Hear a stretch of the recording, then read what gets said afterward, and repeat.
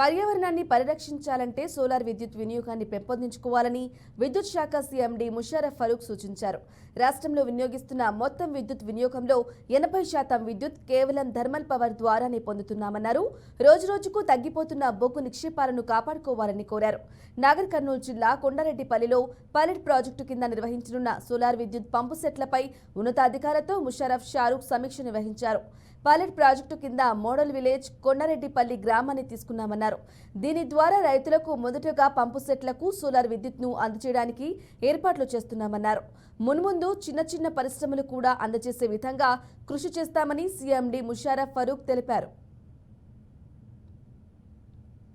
లేదా ఒక్కొక్క మోటార్కి separate panel పెడదామా, అవన్నీ రకాలుగా డీటెయిల్గా అనలైజ్ చేసేసి మీ లోడ్ని పూర్తిగా సోలార్ మీద షిఫ్ట్ చేయడానికి మేము ఒక యాక్షన్ ప్లాన్ తయారు చేస్తాము. దానికి మా తరఫు నుంచి ఏం రిక్వెస్ట్ అంటే, దయచేసి అందరూ ఈ టీం వచ్చినప్పుడు మీరు వాళ్ళకు ఓపెన్గా చెప్పండి.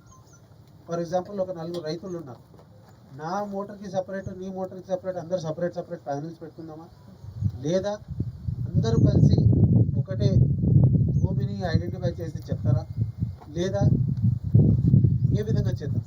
సో అందరూ కలిసి ఆ నిర్ణయాలు కొన్ని తీసుకోవాల్సి ఉంటాయి.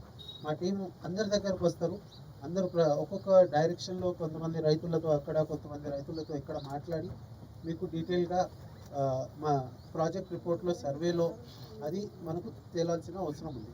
ఒక్కసారి ఈ సర్వే మొత్తం కంప్లీట్ అయిపోతే దాని తర్వాత దానికి కావాల్సిన ఫండ్, ఆ ఫండ్ ఎలా మొబిలైజ్ చేయాలనేది కూడా నెక్స్ట్ డెసిషన్ ఉంటుంది.